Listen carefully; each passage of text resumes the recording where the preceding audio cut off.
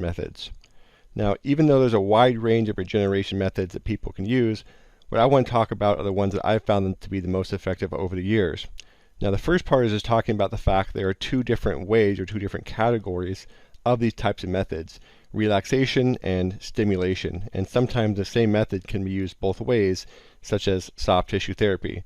The biggest difference is the relaxation use of a method or relaxation methods are going to cause an increase in parasympathetic function, and thus are going to cause a relaxation or a recovery stimulating effect that way. These are what you're going to want to use the majority of time when people are under chronic stress. Again, you get chronic inflammation, you get chronic sympathetic activation. You want to use these relaxation methods to flip the switch and turn on the parasympathetic system. Now, if somebody is further down the overtraining path that we talked about in the continuum, and they've already started to shut down some of that sympathetic system as a result of too much stress, then you might need to dig into these stimulation methods to try to help jumpstart more or less that sympathetic system and kind of get the body back in balance. So remember, if the body overtrains consistently for a long period of time, that sympathetic system is going to start to shut down, and these stimulation methods can essentially kind of help restart or recenter. But the reality is, if you're doing an effective job of managing and monitoring a training process as you go, most of the time you're simply going to want to incorporate some relaxation methods. The stimulation methods are really only necessary when someone's already overreached and already trained, and you're trying to get them back to a more balanced spot. So let's go through each of these a little bit here. Now, the first one, soft tissue therapy. This is one that can actually be used pretty frequently, and once again, this is one that can be used either way. And we've all had different types of massages: the type of massage that hurt and the type of massage that are relaxing. And there can be reasons and times to use both. Mostly what they're doing is they're affecting the CNS, they're affecting the autonomic nervous system through physical contact, through manipulation of the soft tissue, they're increasing lymphatic drainage, all these sorts of things. So they can be used either as a stimulative method or as a relaxation method. It really depends on who's doing this massage or what you're actually trying to accomplish out of it. Now, there's two general ways. You either go to a massage therapist or a professional soft tissue therapist of some kind, or a rolfer, massage therapy, whatever the case may be, or you do some sort of self-treatment. Now, the self-treatment that I prefer is either with the stick, which you can just look up and get on Amazon or most places, or what's called a massage track, where you can simply roll over some massage balls of different densities. And again, same thing goes with both of those methods. You can either go hard and you can go deep to use more as a stimulative type treatment, or you can go relax at a lower pressure and get more of a relaxation effect. Now, I would say before the workout, you can do some stimulation if necessary. After the workout, I would suggest using it more as a relaxation and flush things out rather than stimulating. At the end of the workout, it shouldn't be used in a manner that hurts, because again, the goal is to cool down and the goal is to stimulate recovery, and that's not going to happen if you press super hard and you cause a pain reaction. Next up is hot water therapy. Now, hot water therapy is a great form of relaxation for most people. Now, again, some people simply don't like hot water therapy, in which case it's not going to be relaxing and you wouldn't want to use it. But most research shows that about 102 degrees is going to stimulate a subsequent increase in the parasympathetic function following that. Now, you just get the stimulatory effect of being underwater, and you reduce pressure and all these sorts of things, and the hot water seems to facilitate, again, that increased parasympathetic response afterwards. And again, most people find hot water therapy to be mentally relaxing, which in and of itself makes it beneficial. So for general purposes, you want to try to do hot water therapy where you have the whole body immersed and just your head out. Typically, anywhere from 5 to 25 minutes is about the right duration. Now, again, that's a wide range, but it depends on what you're trying to accomplish. If you start going beyond that 25, 35, 45, typically speaking, as with any of these methods, you're going to overdo it and actually cause more stress, and you're going to slow down recovery and regeneration. So again, just as with training, more is not better. So somewhere between about 5 and 25 minutes is about the most you're going to do with any sort of hot water therapy. And again, about 102 degrees Fahrenheit is where most of the research shows that the sympathetic function will start to decrease and you'll get a parasympathetic or recovery response. Now, on the opposite end of the spectrum is cold water therapy. Now, cold water therapy has a range of research behind it, and the reality is most of it's mixed. For the most part, what you find is that cold water therapy will help people feel better. They'll say that they're less sore. It does likely decrease the inflammation to some extent from training, but there's not a whole lot of research supporting that it has a direct impact on actual performance if you're looking at performance 24 hours or later.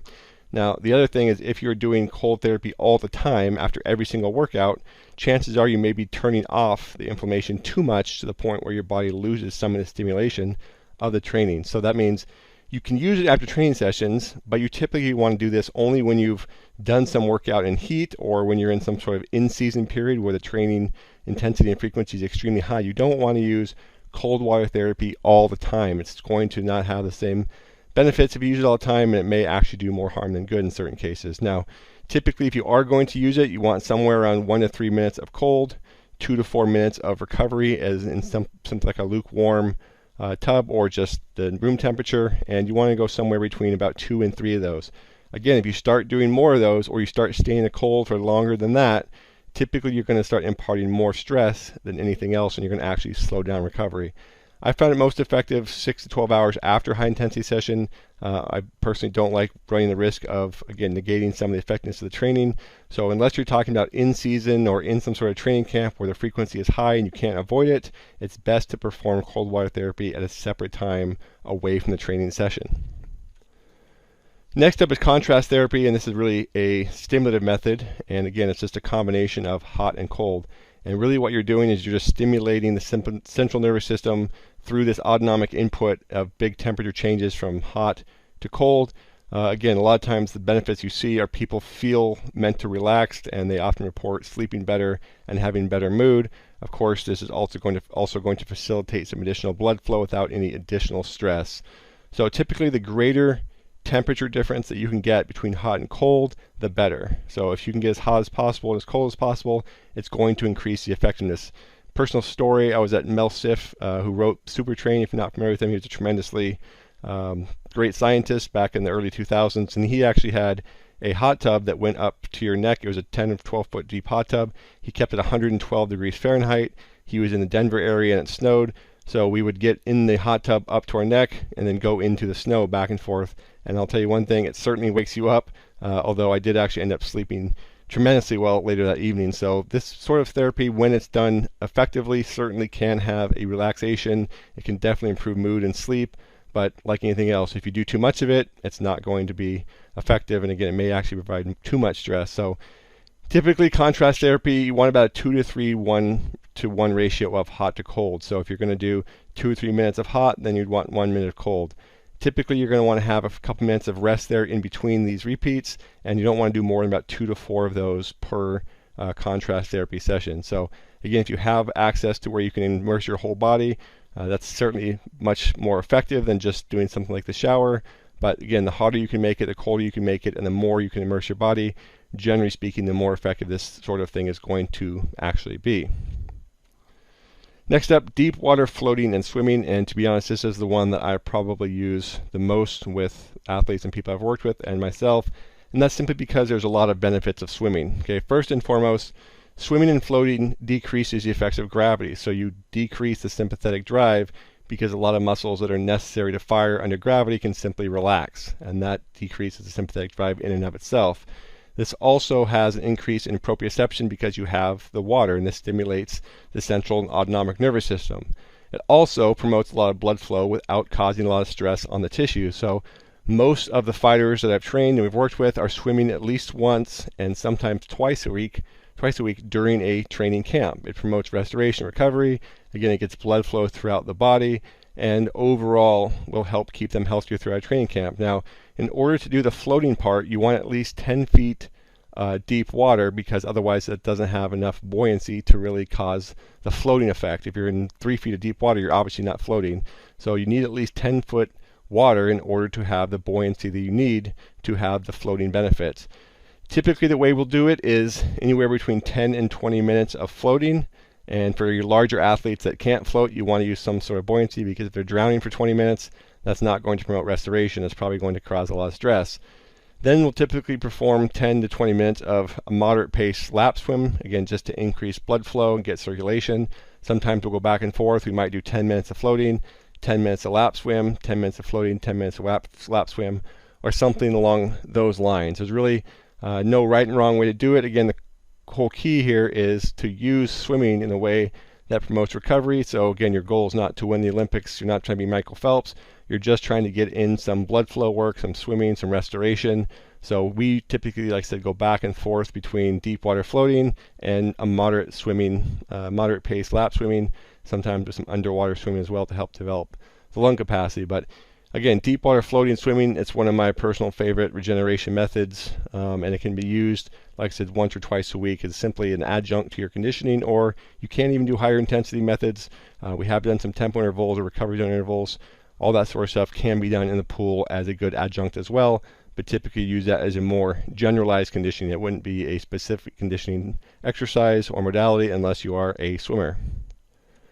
All right, finally, last but not least, is just plain old simply meditation and relaxing. Meditating, relaxing. Now, benefits are obvious. If you can get somebody to meditate, relax, they're going to be able to increase the parasympathetic function because they can turn off the stress response. This is going to help shift the body into that recovery state, improve mental focus, clarity, mood, all those sorts of things. So how do you do it? Well, the answer is it really depends on the person. Some people have an easier time meditating than others. Some people enjoy it more than others.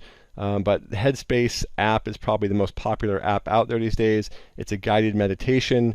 A lot of people have had success using it. People that I know use it myself. And there's endless other apps out there that you can certainly try or ways to meditate. But it's a good place to start for somebody who's never meditated before.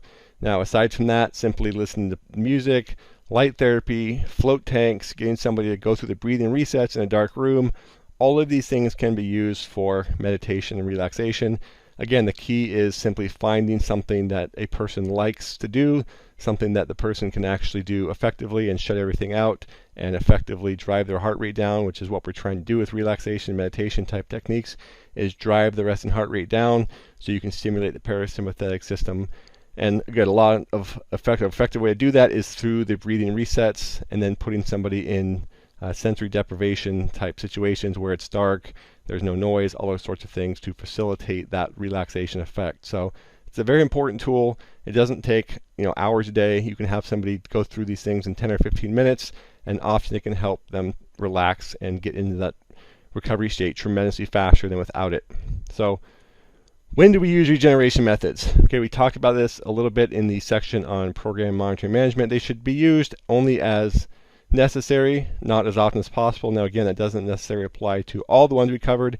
You can certainly use swimming on a fairly regular basis. You can use soft tissue therapy, but the other ones, the contrast therapy, the hot and cold, those don't necessarily need to be used every single day, and you certainly don't need to use them every single week. You want to use all these types of methods on an as necessary basis. So that means in the season, you're probably going to want to be using these more often than in the off season. And it's really going to depend, again, on what the overall training schedule looks like. If you're doing a good job of managing the training program, then you're typically not going to need to use a lot of these things.